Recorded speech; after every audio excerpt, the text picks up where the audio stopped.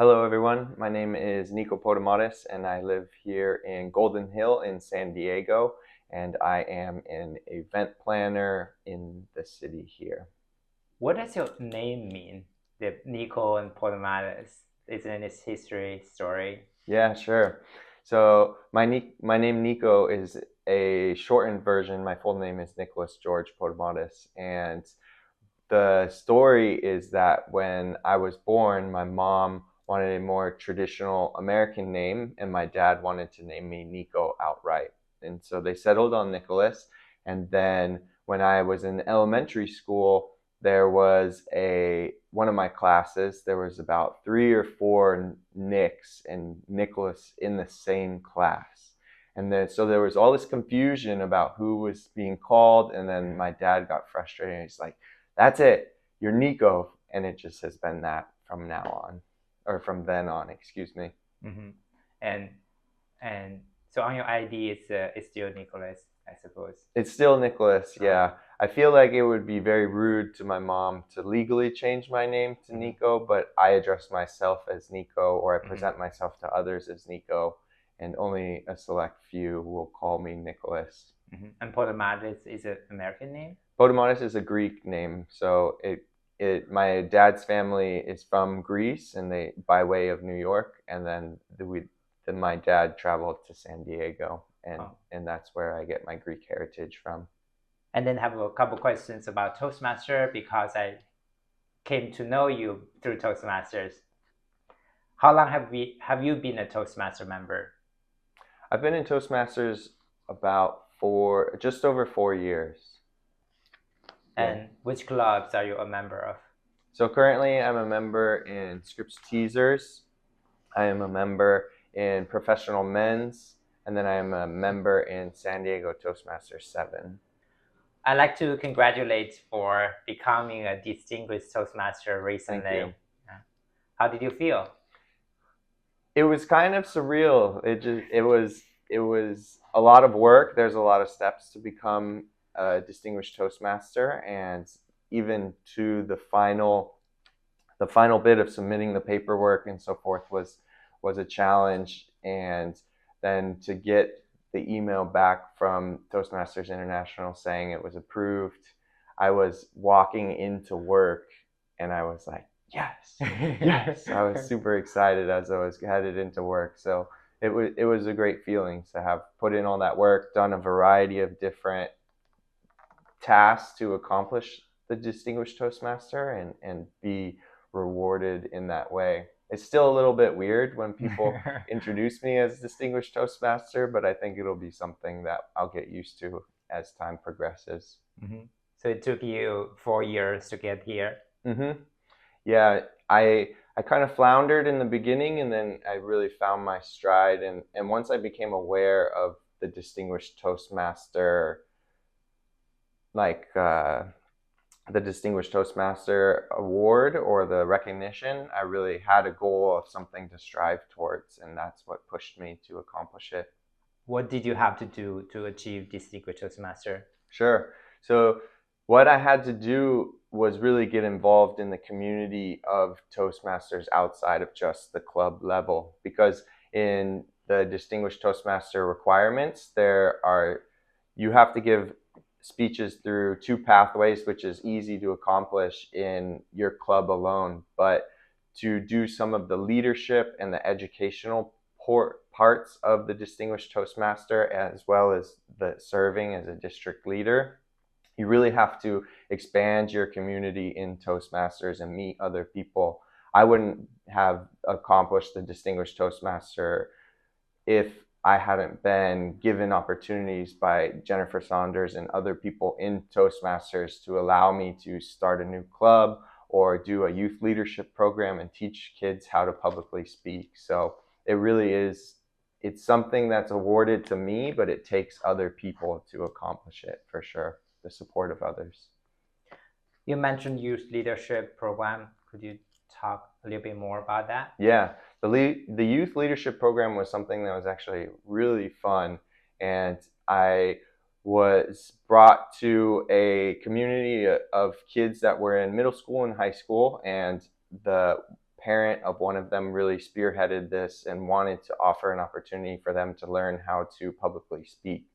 So I was brought in and asked to kind of recreate a Toastmaster meeting for these kids.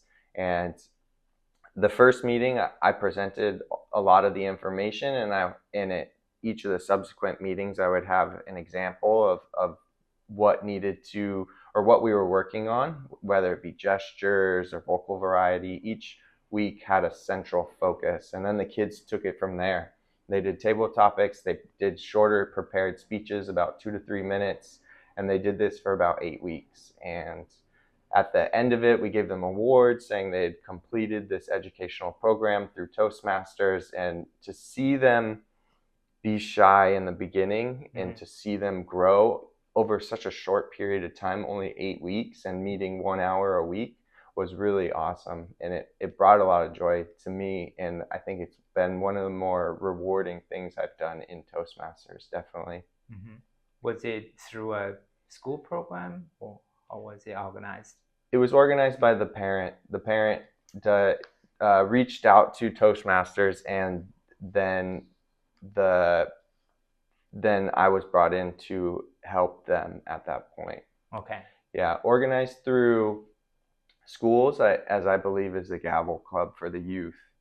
And during your Toastmaster journey, from start getting the Distinguished Toastmaster, any challenges you faced during this journey? I think the challenge that I faced was just getting into it. Like I said, I kind of floundered in the beginning. I wasn't involved in meetings, and then I wasn't giving speeches regularly, and then I was afforded the opportunity in the Scripps Teasers Club to become the Sergeant-at-Arms, and that officer role put me speaking every single morning that I came into that club. And I really saw the growth and development that was happening to me. And then I was like, wow, this is awesome. And then that's really what kickstarted me wanting to pursue more opportunities in Toastmasters. And how many speeches have you given, and which one was your favorite? Oh man, I haven't counted as many speeches, the total number of speeches that I'll do, because sometimes I'll give the same speech at different clubs to refine and progress its development. However, I have recently started speaking on health and wellness, specifically fasting, and I gave a speech at a club about fasting and the benefits of it. And then when I came back about a week or so later, maybe it was a couple weeks later, one of the ladies in the audience at that speech came up to me, and she said that that speech changed the way she was thinking about her own health. And so she stopped drinking alcohol. She started eating better, and it really was an eye-opening experience. And when I was like, whoa, I can impact or help people become healthier or live a better life. So that was the most rewarding speech I've given, and I try and pursue and develop that and help other people as of recently. Which club was it? That was in San Diego Toastmasters 7. And also, I want to congratulate you on being elected as the club growth director on District 5. Thank you. And how did you feel, being during the election and also after you were elected? How did you feel? I was nervous, but there was no one running against me, which was the crazy part. But still, I think the nervous aspect of the role comes from the importance that it is. I am now a part of, or will be in July, a part of the trio to help steer and help the district grow and develop. And it's daunting. It seems like it's going to be a large task. And from the conversations I've had leading up to that day, there's a lot to be done. But it felt like the next leadership opportunity for myself. And I emailed in. I had missed the deadline to submit, and then I said, hey, if there's any opportunities to help in leadership, I know I would like to be given that opportunity. And then I got a message back, and they were like, hey, have you ever thought about being in the trio? And so I gave it some thought, and and tried to understand the position better. And then the challenge of the position really steered me towards pursuing it. And that's why I look forward to it in the coming year. So what's the main reason that you decided to take this position?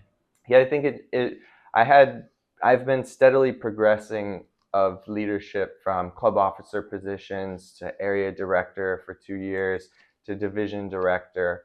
And it seems like one of the last things progressing through the trio, which would be a 4-year process as I progress through the different roles. And it seems just kind of like if I can get through that, then I will have done a lot of leadership in Toastmasters, and then it would be good to focus like more on speaking and maybe competing or something. So my focus right now is just leadership development in myself and helping the district that's given so much to me. And then with that, I will be able to then make a shift after this role. What's your vision for the district? Yeah, I think the vision for the district is really getting the members that we have currently excited about Toastmasters and involved, and then using that enthusiasm and excitement to help build and develop new clubs, because that will be my focus ultimately is supporting the members in the clubs that we do have, and then developing new clubs for our district to grow. Do you have already started to think about your plan as a club growth director in this year? Not too much. I have been given some supplemental documents to read through and start assembling a team, and that's where I'm at currently with it. So I'm trying. It's a lot to take in, so I'm trying to just plan and also like find people that are willing to help support and help the district strive and succeed. Is there like any challenges that you think you might face during this journey? I'm sure there is, for sure. I think it seems like a lot of work to transfer a club and pursue leads, and it's almost like sales, to sell and develop and new clubs in the district. And I think lead generation as a funnel, because if leads aren't coming in, then we can't convert things to actual clubs. So I think lead generation is going to be the major focus, because that's where it all starts. What officer positions, club officer or district leadership, have you held before? Have I held before? I have been the Sergeant at Arms, as I mentioned. I have been the VP of Education, VP of Membership. I've been a president. That's all at the club level. And I'm serving currently as immediate past president in one of my clubs. So that's at the club level. I have done area director role for 2 years, and then I have been a division director currently for about a year. What do you think is the most important quality of being a leader? I think the most important quality of being a leader is being open to suggestions on the people that are on your team, and knowing when to hear those suggestions and implement them, while also knowing when to go with the vision or the direction that you think is best. How did Toastmaster overall help you either at your work or in your life?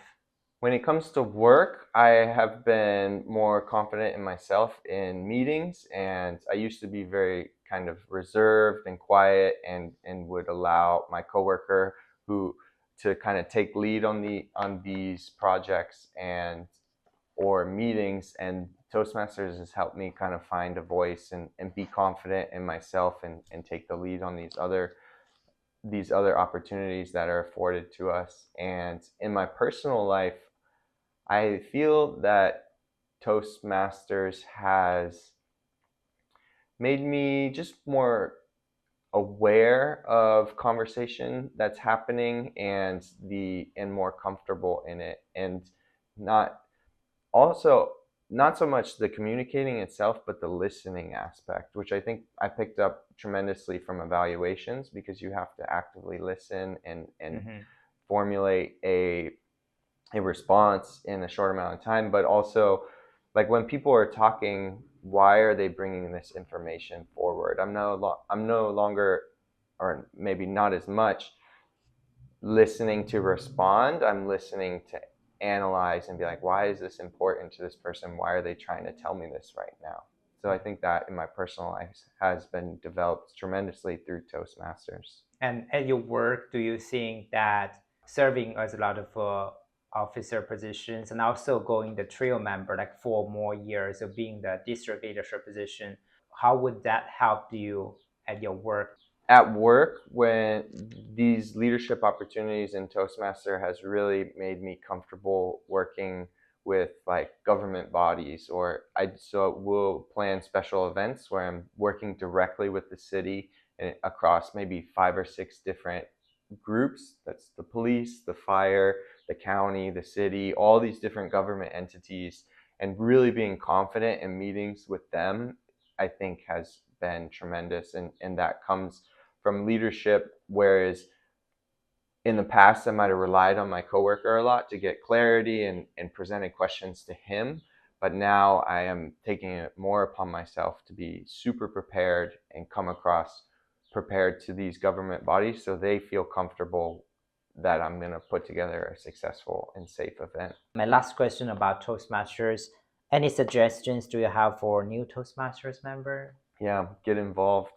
Just start picking up roles, start looking for opportunities to help serve the district or help other people and learning from them, because it's a vast network, and it's not so much just about the speaking, it's about the communication, the leadership growth. There's a lot more to it, and you'll grow and develop as you just get involved.